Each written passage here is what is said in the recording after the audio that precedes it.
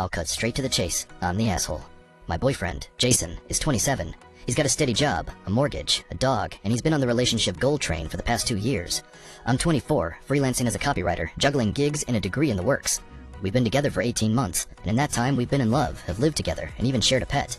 So we're in the relationship zone. 2 months ago, Jason surprised me with a ring. Not a wedding ring, but a simple gold band, a promise to be the one for him. He asked me, "When are we going to get married?" I laughed it off. "We're not ready for that," I said. "We're just happy." He didn't take it. Over the next week, he tried to play it by ear, by sending me a Pinterest board of honeymoon destinations and a PDF titled Marriage and Money, the Plan. The next day he texts me, "I don't understand why you're so afraid. My parents are already planning the wedding. I can't do this without you." His tone was pleading, but also a hint of threat. He reminded me that we were official, and that, as the future wife, I was expected to do my part. I told him I'd be ready when I was. "Jason, I'm not ready to get married yet. I need to finish my degree and get more stable." He replies, "You're being childish. Why are you so scared of commitment? We're together. You're the only one who matters." I felt my frustration rise, so I said, "If you want a real future with me, then maybe we should be honest about our timelines." That night, Jason posted on my Instagram stories, "I'm ready to settle down. My future wife needs to be ready too. It's been 18 months and we're still single." My friends in the comments started calling me the asshole. I laughed it off. After all, it's not my responsibility to time his wedding. 3 days later, I had a conversation with my mom. She warned me that Jason's family would be disappointed if I didn't commit. "He's a good man," she said. "You're missing out on something good." That made me question myself again. But I remember that my career isn't a side project. It's my life. Jason is still asking me to sign a lease and to take on his responsibilities. I'm not sure I'm a terrible person. I'm just not ready to marry. Jason keeps putting pressure on me. I've told him enough times that I want him to understand that I'm not the asshole for not wanting to rush into a marriage. But every time I bring it up, he just thinks I'm being childish. So, am I the asshole for refusing to get married while my boyfriend is ready to commit? Am I the asshole for asking my girlfriend for a break to focus on my career? I was 27, working in a lean startup, and on the brink of launching my own side project that could actually pay the rent. My girlfriend, Maya, had been with me for 3 years.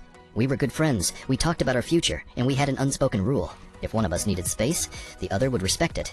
When I got an offer from a larger company that could pay us both a decent salary, I got scared. I had a 6-month contract there and a side hustle I wanted to finish. I didn't want to let my dream slip away. I texted Maya, "Hey, can we have a 30-day break? I need to focus on this for a bit."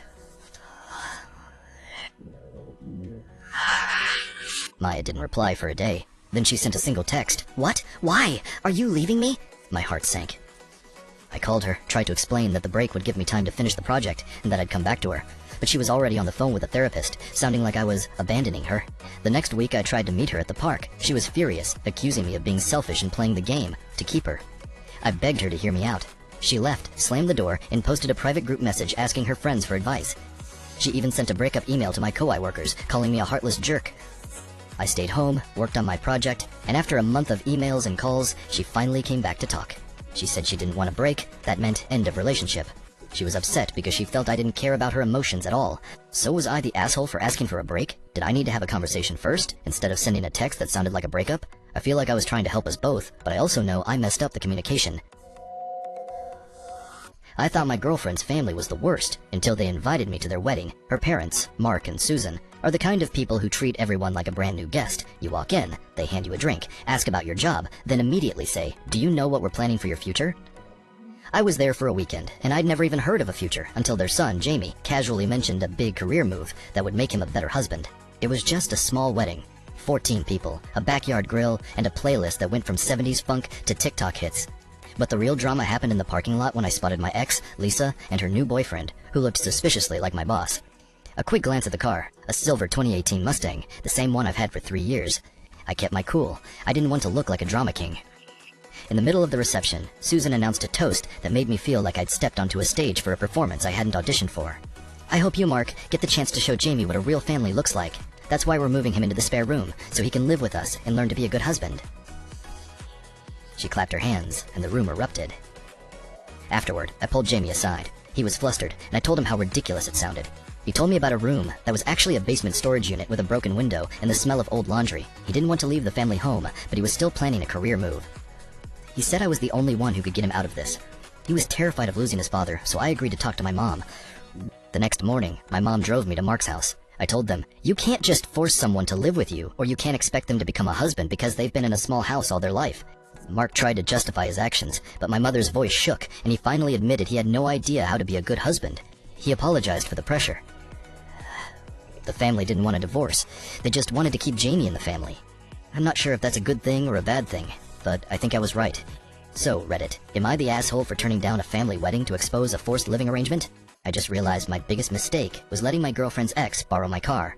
I was 27, working as a graphic designer, and my girlfriend, Jenna, had been dating a guy for 3 months. She had her ex, Mike, come over for a night, and I thought, hey, it's just a car, I'll ask if he needs a ride, and I'll have no problem. But after the whole night, Mike drove off with my 2017 Corolla, hit a pothole, and smashed the rear bumper. The repair bill is now $200, and I've had to take a pay cut to cover it. The worst part? Mike has not wanted to pay me back, and Jenna says he forgot. Now I'm on Reddit asking, am I the asshole for being so trusting that I let Mike drive my car? Here's the backstory. I and Jenna got together 2 years ago after a messy breakup with my previous girlfriend. We've been together for a while and trust each other enough that I let her borrow my phone, my keys, my gym membership. So when she invited Mike over, I thought it was normal. Mike had a rough day, was stuck in traffic, and Jenna was worried he wouldn't get home. She told me, he's fine, you'll get back before you leave for work. She checked his phone for a second. No messages, no call logs. He looked like he was just an old friend. He gave him the keys, he texted me, got it, thanks. I told him to text me when he got home. I left for work, as usual. Fast forward to Friday evening, when I'm picking up my lunch from the office. I drive my Corolla, it feels weird. The rear side of the car is a black blob, the bumper is cracked. I call Mike, he's on a conference call, I'm on my way. The next day I show him the photos. He says, oops, sorry about that, I'll pay you. I ask him how much he can do. He says he has no money, that his rent is full of NVDUV. He says he has no money, that his rent is due. I'm like, I can't work with you paying nothing. He says, you know I'd love to pay you, just let me know what I owe. I'm thinking, if I'm not getting paid, maybe I shouldn't have let him drive. It feels weird. The rear side of the car. My inbox is full of emails from the repair shop with invoice is worked in. Am I the asshole for being so trusting? I can't even justify that I was so gullible, but I also feel like I'm being set up by a guy I don't even know well. Do I get to keep my car, or do I have to start paying for other things now? I just want a clean break before this mess takes over. Any advice, Reddit? Check AITA for telling my girlfriend's mom that she should stop nagging him over the house chores? I know this sounds insane, so bear with me. My girlfriend, Maya, has always been a little annoyingly organized. She has a list for everything, and she's never been shy about telling her mom how much she's getting distracted by the boyfriend. She's 27, works as a graphic designer, and I've been with her for 18 months. One Sunday, we were at her apartment. Maya's mom, Karen, was in the kitchen yelling, Maya, you're never helping around the house! You need to do the dishes, fold the laundry, and make sure you're on schedule.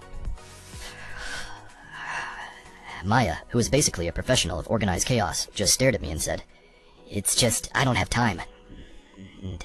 I said, hey Karen, have you considered that Maya is actually working a full-time job? She's not like some school kid who can't manage a life. Karen looked at me like I'd just suggested she get a job. I tried to explain, look, I'm the only one of us who does dishes around here. Maya's in her own world, and I don't want to be the one who's always nagging her. We spent the next 45 minutes talking about the fact that she was not a domestic angel, but I did not realize that Karen had a different perspective. She replied, what? You're just being a jerk. She's a teenager who can't think for herself. I'm trying to help her. I left the apartment feeling like I had just given a TED talk on domestic chores. Maya was furious. She called me a bigot and said I was being disrespectful to her mother, and that's when she told me I was the asshole for interfering her parents' relationship. I tried to say it was just concern, but it felt like a personal attack. Now I'm at the Am I the Asshole page, asking whether I was wrong to say Karen's approach was overbearing. I understand I might have been rude, but I also think a relationship should be balanced. Am I the asshole for calling out my girlfriend's mom for nagging her about household chores? TL. DR. I told Maya's mom she was overbearing, and now Maya thinks I'm the asshole for that. Should I have been more polite? Did I cross the line? The moment I saw my boyfriend's best friend's name on a hotel receipt, I knew I had to act. The last thing I wanted was to believe he was hiding something, but I was about to find out exactly what he was hiding. I've been dating Alex for a year, and we're pretty close. He's the kind of guy who texts you every hour, who's got a dad joke for every situation, and who would probably drop his phone into a lake if it meant I could see his face again.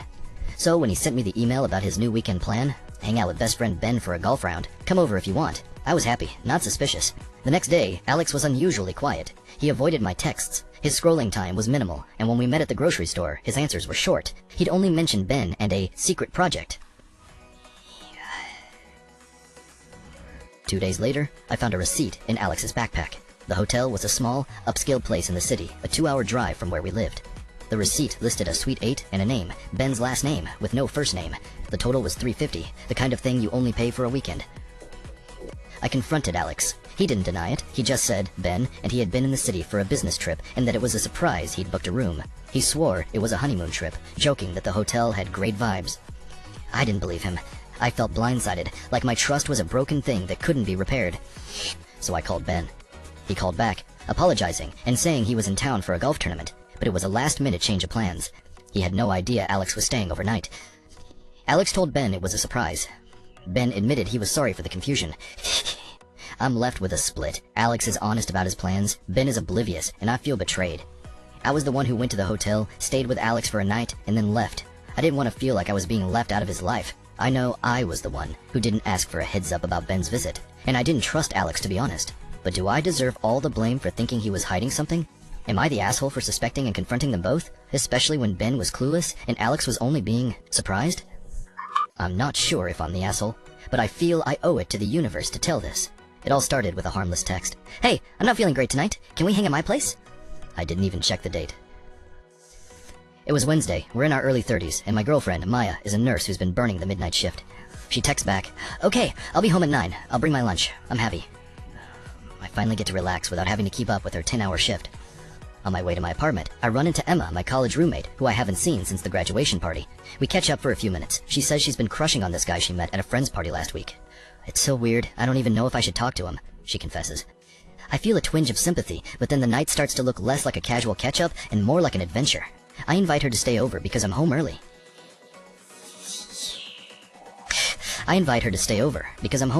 We binge Netflix, and I have to admit, the mood's a bit...